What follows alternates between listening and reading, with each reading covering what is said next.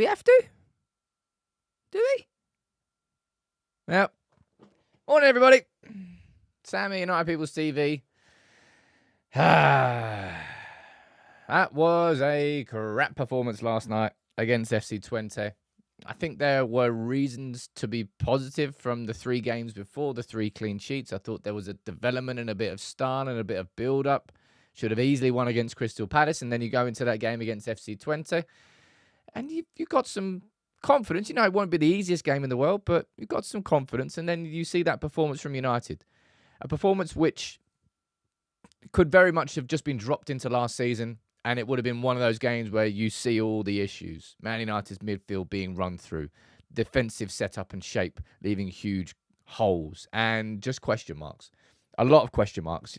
I don't know if you can call it a therapy room anymore. It's just a... All right, we're going to run through the game last night. We're going to speak about the moments. We're going to speak about that goal we conceded, Erik Ten Hag's reaction, comments from Christian Eriksen, and you're going to let me know what you think in the comments below. Although, I'll be honest, I think I know what you're going to say. And I think a lot of that criticism is going to be justified today, all right? I'll try and be as inclusive as I can in involving your comments. Man, the 1 step forward, 2 steps back. That's like the mantra of the club now. Who's here from the mod and the member gang? Let's have a look. Hope you all enjoyed the new badges, by the way, for all the members. We got them set up last night. They should be just badges, as some of them have got backgrounds on. That'll be fixed this morning, all right? But I think they look pretty good. Look better than United did last night. Good morning to you, Josh, Carl, and Alex. I can see you there. Who else is here? We've got Damien. Good morning to you. Ross, John, Matt, Andrew, and Steve Brooks. How you doing, Steve? And on Facebook, we have Chevan. We've got Nelly. We've got Neil. We've got Leland. And we've got Edred. Good morning to all of you. And there's plenty more tuning in. Right, let's get into it. I mean, where do you start, really? It was a... Look, we had a chat yesterday's show. Said, look, I would like Manchester United to rotate the defence and rest, but given it's the first European game of the campaign, I would kind of expect Erik Ten Hag to play a stronger team. De Ligt was the player that got chosen to be rested for Harry Maguire. However, largely, it was the strongest team that he could have put out. Christian Eriksen kept his place in that starting 11. What's that, the 4th game in a row that he started? See what happens against Spurs this weekend. And Christian Eriksen, of course, came up with the goal in the first half. An absolute rocket of a finish. And then, ooh, man, that second half. Just overall, start with a stat that will cheer you up. We won 1 out of our last 9 games in European football. And that was a 1-0 against Copenhagen. Inside that, you've got Copenhagen away, Bayern Munich home and away. You've got Seville, you've got, now you've got FC Twente, and I don't know who else was there inside that. But it was a bad performance last night. And speaking of Christian Eriksen, it was Christian Eriksen who said, look, they probably wanted it more than us. And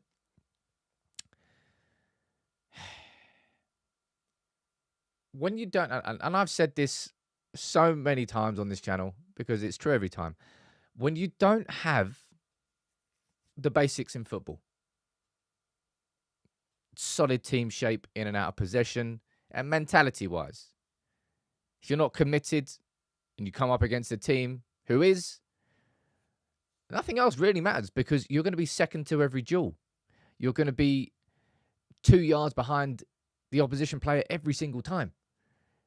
And that's what Manchester United were last night. We were in second gear. Now, is that a complacency thing? That's the first thing I would ask you. From a mentality perspective, what do you think allowed United players to just be in that position mentally? Because we have 3 clean sheets in a row. It was a good win against Southampton. It was a stonking win against Barnsley. And we should have won against Crystal Palace. But we didn't put our chances away in the first half. And second half, we dropped off. And here against Twente, we were better in the first half. Twente had their chances. We weren't as controlled and as dominant as we were against Crystal Palace, but we got the goal. And then in the second half, it's just I don't know, mentally, they just went. They, instead of stepping up a gear and getting the second goal, they just, yeah, Steve, you're saying it felt very just disjointed, and it was massively disjointed in that second half. And of course, Erik ten Hag is going to get a lot of criticism last night, and I think a lot of it is pretty damn deserved. I'll be totally honest. I'm not gonna witch hunt after Erik ten Hag and say that no players have any problems, and nor am I going to try and scapegoat one individual player and say that, oh, if he wasn't in the team, then, like, if Bruno wasn't in the team, then great. Oh, everything would have been sorted last night. No, there was far more problems than just Bruno, and there were far more problems than just ten Hag. But, boy, he played a strong team, man. I think the thing that annoyed me from last night, which I will run through in a minute, is the fact that so many of the problems I saw last night, I saw last season. And the reason I've been positive in these last couple of weeks is because it felt like we were developing something. Crystal Palace, that structure that we had, it really worked. And it felt like the players knew what they were doing. And last night, any of those bits of progress just kind of went out the window. I'll see what you're saying in the comment down here. Game was a race between a hare and a turtle. Arrogance and complacency cost us the game. It feels like complacency was a massive contributing factor last night. And he's saying we had decent football in the first half. Yeah, we had some good football in the first half. It wasn't as controlled, in my opinion, as Crystal Palace was, but we had chances. We were creating through patterns again, and Eriksen got the goal. So technically, it was a better half than it was against Crystal Palace, but just their asses fell out in that second half. I'm going to run through a little bit of Ten Hag's press conference here from the BBC, just to hear what he had to say on the game. Right, it's the game of their life. They fought for every yard, and we didn't. And 99% is not enough. You have to give 100%. You have to kill the game. You have to finish it off. We are very ambitious, and when you have that ambition, then you have to perform. Then you have to prove that point. And today, especially the second half, I think we were too easygoing, too complacent, and we didn't bring it over the line. And as a team, you have to deliver this. I have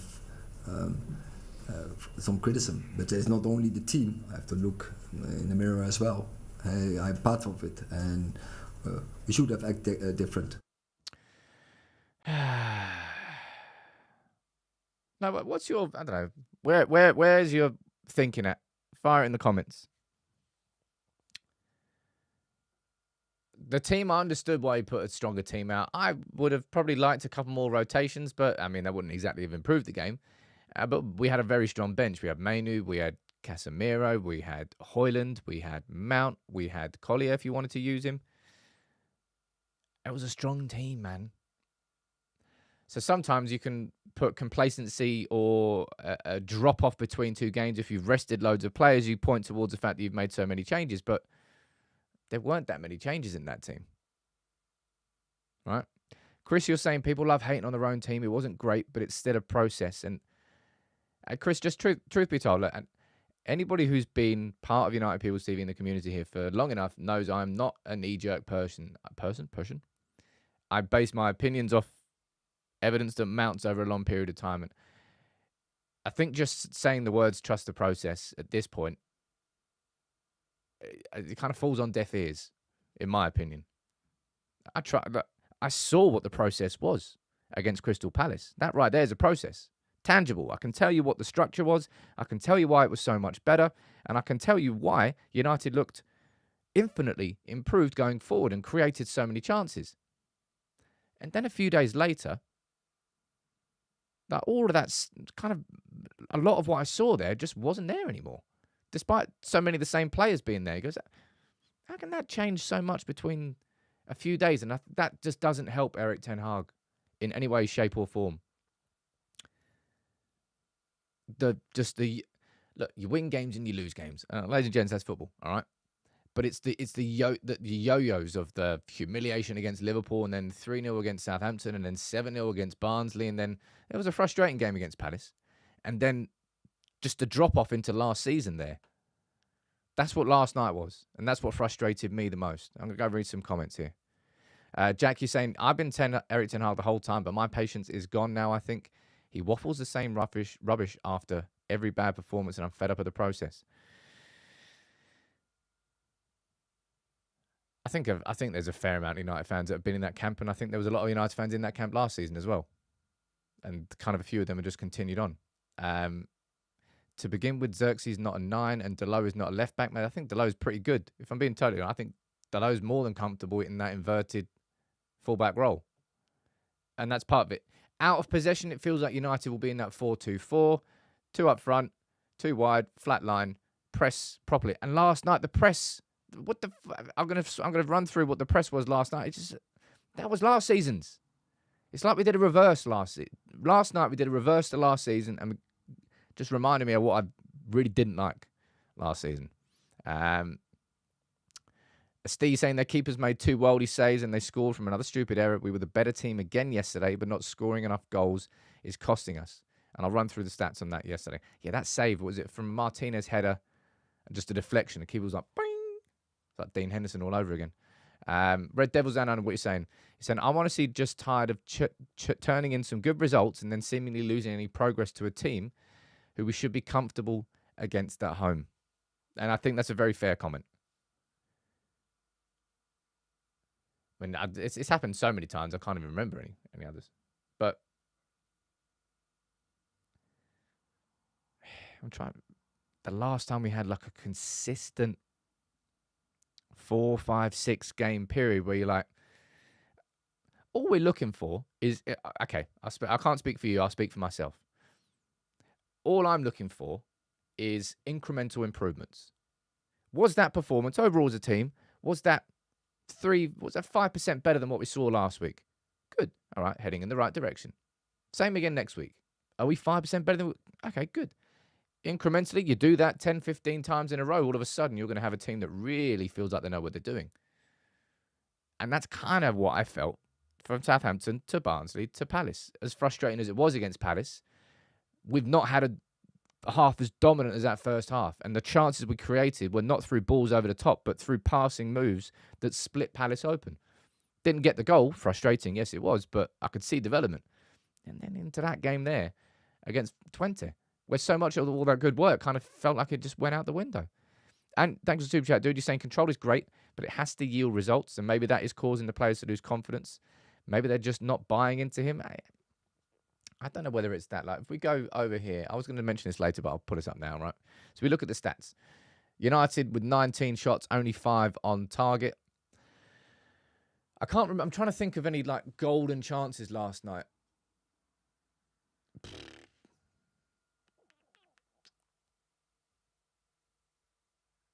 I don't think there were any that stand out in the same way, you know, big chances, like the ones we had against Crystal Palace, where Garnacho went through once, and then Garnacho hit the bar, and then Bruno had a couple as well.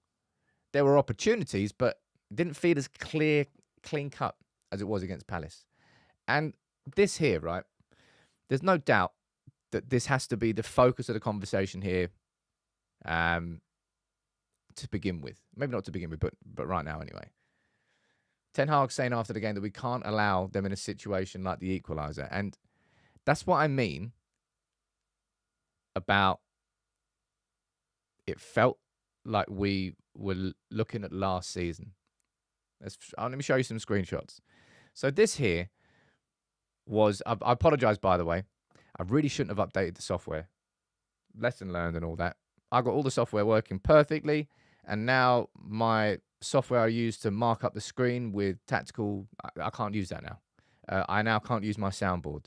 All the things that I got prepared have been broken by the update, and that's the beauty of software. When I finally get it right, I then update, and everything that was working now isn't working, so I'm going to have to try and get workarounds. All right? I'll try and do that. Anyway, I can't mark up on screen. You're just going to have to follow the mouse. This is Twente's right back, and because of... Look, Rashford's up there in the press... And where is the support? Eriksen is that deep. Because Delo is playing down in the inverted fullback role, the fullback's not supporting. So all of a sudden, look at all the space that Twente's right back has to run into because Rashford's pressing on his own. And we go to this next step. And from this situation here, to let that player go through from that situation there is just, it's ridiculous. And as much as I want to, and I will, I'll have a go at Eriksson for what he did with the lack of scanning and lack of awareness. That ball should have got absolutely nowhere near him. Nowhere near him. Martinez playing very aggressive up here to win the ball back, but then doesn't even commit to the tackle. He walks straight through the middle of Eriksson and Martinez, and we get to this situation here. And then we go to problem number 3.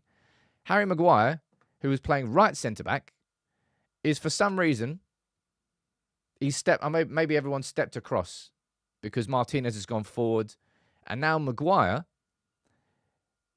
and it's not even a lunge. It's like he tries to sit on the ball. Tries to attack and engage early and completely misses. But then on top of all of that, had that happened last season, they're straight through on our goal. But no, that's why we signed Ugarte. So Ugarte there wins the ball back. Ugarte did the job. Yeah, Martinez is already on a yellow. That's a fair point. It's probably why he didn't engage. But despite all of the problems that we've just spoken about there, Ugarte is there to cover us. He's there to cover that space. Does his job perfectly. And then the ball falls to Eriksson. And in this situation here, like that ball back to Onana just seems very straightforward. And if we're going to speak about players that scan and players that have awareness on the ball, I mean, Eriksson is probably one of the best at the club. But Eriksson doesn't. He takes 2 touches, tries to turn inside, and there's a player on his shoulder, and through they go. So we've allowed a situation where the ball was right in their right back. We've missed the first press. We've allowed him to walk through the second press. Maguire's missed the ball completely. Ugarte's won it back, but then Eriksson just doesn't scan. It's, as I said, it's an absolute comedy of errors. Not funny, but it's complete comedy of errors. And I mean, look at the defense here. Again, if I had the markups on screen, I could show it. Like Delo is over here, and Mazraoui is there. That's Martinez there as a centre back. That's Maguire there as a centre back. It's just the rest defence has always been a problem under Erik ten Hag, and that was the rest defence that we saw last season. Positioning, you go, what are you doing over? Why are you over there? What are you doing here?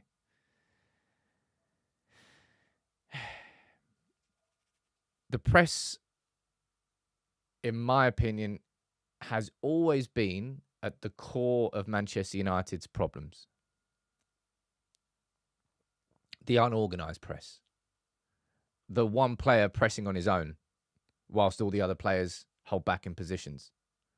Rashford there is not his fault. Rashford went for the high press because that's clearly the tactic that we were going for, but nobody else is supporting the press. And all of a sudden, there's space behind you. I'm going to go over it again. Same problems that we saw last season. That's what annoyed me the most about that performance. Look, truth be told, well, last night Porto lost to Bodo Glimt, and Porto, we did the little Opta analyst, and they had Porto down as the best chance of winning the whole competition. They lost their first game. So our next 2 games, and here's the issue, our next 2 games in Europe are Porto away and Fenerbahce away. Interesting. I'm going to see what you're saying down here in the comments. Bruno and Eriksson playing together is not helping the team. Well, it helped the team against Crystal Palace. Well, certainly the first 45 anyway. Yeah, Linton. Yeah, that. So many of those problems and errors that I just spoke about, and that whole move is peak Sunday League. It's amateur. It really is. And it's just, I hope that stuff got buried last season. And it didn't. It really, really didn't. Let me see what else he's saying down there. Justin saying we need Højlund to play up top. I'd like to try Bruno, and I would rest Bruno and try Zirkzee in the number 10. We'll speak about Bruno quite soon. Because, last night, as I said, look, Erik ten Hag saying that we have many chances. We have difficulty scoring them, and yeah, if you look at the stats again, we had, 2.5 times the amount of shots that Twente had, but it ended 1-1. We had 4, 5 big chances against Crystal Palace, and we didn't take any of them. But we got 7 against, of course, it's Barnsley, sure, but the finishing was there against Barnsley. And then, it's just the drop-off between games, man, is so frustrating. That goal in the first half was very good. I thought Rashford played pretty well, if I'm being honest. You know, when Rashford's confident, and he's got a skill in his locker that actually works and gets him past an opponent. He can drop the shoulder. He can knock it through a player's legs. That's where Rashford's kind of really a threat and really a danger. And I actually thought he was good in that first half. And look, we need to have a conversation about Bruno now, I think. Bruno last night. The thing with Bruno is,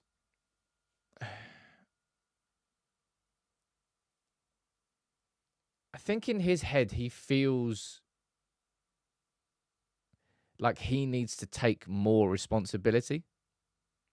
And especially in games, or just in moments in games where we need more. And partly that's true. That's a good thing. Like, you need your best players to, when your back's against the wall or you're in a tight spot in a game, you're going to be looking towards your best players and asking them to make the difference in a game. And that's why Bruno, a lot of the time, probably feels like he takes on that responsibility. But it sometimes, a lot of the time recently, with the simple stuff, Bruno's not even just doing the simple stuff now. And you know what it is, right? In my opinion, I think the reason so many people are talking about Bruno and Bruno's lack of form that we've got right now, and lack of form that we've seen really this season so far, is the fact that we've got Zirkzee, who's kind of like a polar opposite player, whilst also being a playmaker. Zirkzee's first touches in that the link-up play between Zirkzee and Rashford, really enjoyed in that first half. Some of the first touches from him, there was a little cushion header down to Ahmad over the top. Sometimes a little backheel pass to Rashford. Zirkzee has the ability to play first-time balls, but it seems calmer, I suppose. It seems more controlled. And Zirkzee's mantra is to enable others to be better. That's the way it's felt so far. His finishing was never going to be a strong point. He will score goals. I'm pretty sure that Zirkzee is going to score somewhere between 10 and 15 goals across the course of the season in all competitions. But I think it's because you've got Zirkzee who's playing like that and sort of enabling others and maybe not speeding the game up as much. And then you've got Bruno Fernandes, whose typical traditional style of play is very fast. That's when you get the most out of Bruno. In games where the tempo is really quick, that's where Bruno is good. But last night, keeping Bruno on, putting him, I think he was out on the right hand. I don't even know what the formation was towards the end. Was it Bruno out on the right hand side, Højlund through the middle, Mason Mount just behind him, and Garnacho on the left? I think that's what it was towards the end of the night. But what do you think is happening? Right, ladies and gents, Bruno's a world-class player. Don't try and convince me. Don't try and pretend otherwise. He absolutely is. But right now, it kind of looks a little bit lost.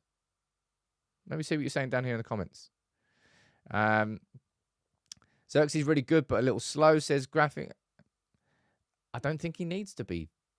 Would you mean physically slow? Or the way he plays being slow? I just think he's really good to watch, man. I've enjoyed Zirkzee's start at United. Asek, you're saying Bruno knows he hasn't been playing well. It's easy to tell. Just look at his reaction after he blasted a shot wide. He's desperate to do well so much that he ends up rushing everything. And I think that's exactly what it is. With Bruno, it feels like when that shot went, what? Must have been like 0.4 inches over the bar. A little curling shot first time. and he just like buried his face in the ground. He's so desperate to turn his. He probably know.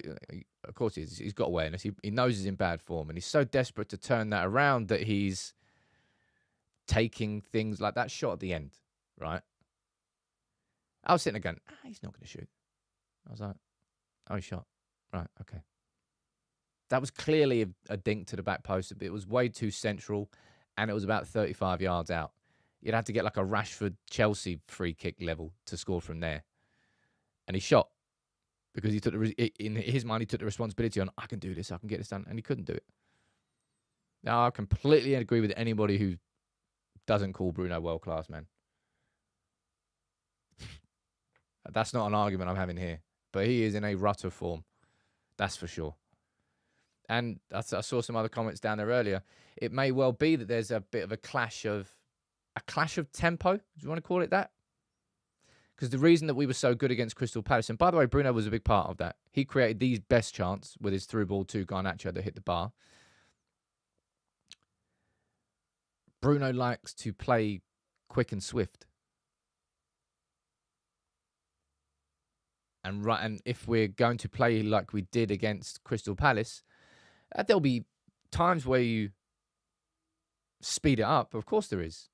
But sometimes it's all about just maintaining the ball across the pitch and then moving forward. Yeah, Bruno's going to start against Spurs, and because of the pace of that game, I think it would probably suit Bruno. You know, Zirkzee against Liverpool, I think he struggled with the pace of that game. I think he was surprised how quick the game was. And maybe the same thing would happen against Spurs, or maybe Zirkzee's a little bit fitter and he's a little bit more used to English football now. Don't know. We'll see. But yeah, anybody, mate, you can say what you want about Bruno. Bruno's world class. I'll disagree with anybody who says otherwise, man. But yeah, Zirkzee's really shown himself exactly what I thought he would, as a very good playmaker. He is. However, we need finishers right now. So how do you facilitate Zirkzee as a playmaker? And we need, Højlund on as a goal scorer. Højlund came on for 10, 15 minutes last night? It feels like Erik Ten Hag is definitely playing on the side of caution, or erring on the side of caution when it comes to injuries this season. Like Højlund really slowly coming back into the team. He's not coming straight back into a starting 11. Lenny Yoro, I don't know when we're going to be seeing him. It's just, yeah, it's this. What I watched last night was what I watched last season, and what I wanted to be buried last season. I think against Liverpool and the humiliation, I don't think that's because, I mean, there were probably a couple of occasions where they went through our midfield, but not as many as last season. I just felt like they were just better than us. Actually, I'll tell you what, it was 2 Casemiro individual mistakes, wasn't it? Jeez, forgot about those. Whereas that game there last night was like, there's everybody running through our whole defence. There's our rest defence looking really awful. There's our front press being awful again. Like, I thought we improved on that. We did improve on that. And, ladies and gents, our next 3 games are Spurs at home, Porto away, and Villa away. And that's going to be leading into the next international break. So 3 games left before the next international break. We come back and play Brentford, I believe. But it's a real worry what you saw there last night. If I saw what I saw against Crystal Palace, I would have confidence that if we played like we did against Crystal Palace in that first 60 minutes, in every game, we're going to be scoring plenty. We will win plenty of games. We'll put ourselves in really good positions. Speak about the first 60 of that game. We had chances. We got the goal. I think we played better against Crystal Palace when we were 0-0 than we did in the first 60, being 1-0 up there. Let me go read some more of your comments out, all right? Oh, by the way, we got Leicester in the 4th round of the League Cup. That's all you need to know about that. Darren saying, sick of all the arguing about players. It's a £1 billion squad full of quality players. The players aren't the problem. I think last night was the first time I could look at that and go, all right, so we've got Martinez on, we've got Dalot on, Mazraoui, we've got Ugarte, Rashford, we've got Zirkzee, we've got Bruno, and on the bench we've got Mainu and Casemiro and Højlund and Mount, and go, for the first time when I looked at that squad and go, there's actual genuine depth there. There's some good depth. You wouldn't know it right now. Subs, I think 2 games in a row where subs haven't impacted the game positively. Whether that's through incorrect players coming off or the subs being too late. The subs didn't help United against Palace, and I don't think the subs helped United last night. What else is he saying down here? Someone's not happy with Maguire. Maguire tried to engage high up and early, but I just don't think that was a necessary risk, considering Martinez was already out of position, and there was like 20 players. That was just a situation where you would, how Van Dijk, instead of engages, just kind of tracks back with the defensive line. I think that would have been it's not even Captain Hindsight speaking there. It's just sometimes it's right to engage high, sometimes it's not. And that was one of the situations where it definitely wasn't. The only player who gets facilitated in this system is Delo. How is he acting like the main man is beyond me? Offers so little, squad player at best. Horrible vision to get away with that. Dennis, I don't know how you were coming out of that game last night and thinking Delo's a problem. There were far worse performances than Delo last night. And I think inside this inverted system where you play with an inverted fullback, you might not like it, but it's a system. Delo's very good at it. Very, very good at it. What else is he saying down here? Man, Bruno's definitely he's in the firing. He's in the crosshairs of United fans for sure. Only thing that Bruno Fernandes can do now is just turn it around, and the only way you can do that is by playing. And Erik ten Hag will not drop Erik ten Hag will not drop Bruno Fernandes for Spurs, and nor do I think he should. But just like any other player in a game situation, Erik ten Hag should be prepared to take Bruno Fernandes off if what the plan was isn't working. That, I think, is where there is fair criticism and questions. No player should ever be exempt from being dropped from the starting 11. No player should ever be exempt from being taken off during a game situation. And it's hopped through the players, man. Ten Hag has favoritism towards Anthony. Ten Hag has favoritism towards Garnacho. Ten Hag has favoritism towards this player, that player, this player, and now it's going to be Bruno Fernandes. Ronnie, I disagree completely with what you're saying down there. Onana's positioning in the goal. Onana's positioning was fine. The defender, I spoke about this with someone last night. The attacker just opened his body up, gave him the eyes. It's like in a penalty situation.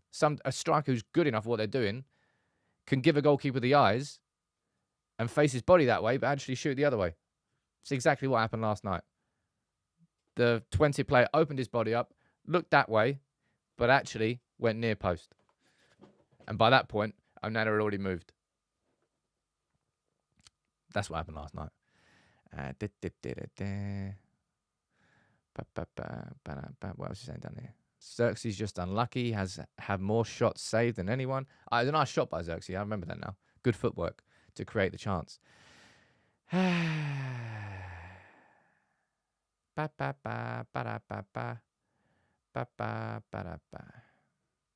Manchester United, eh?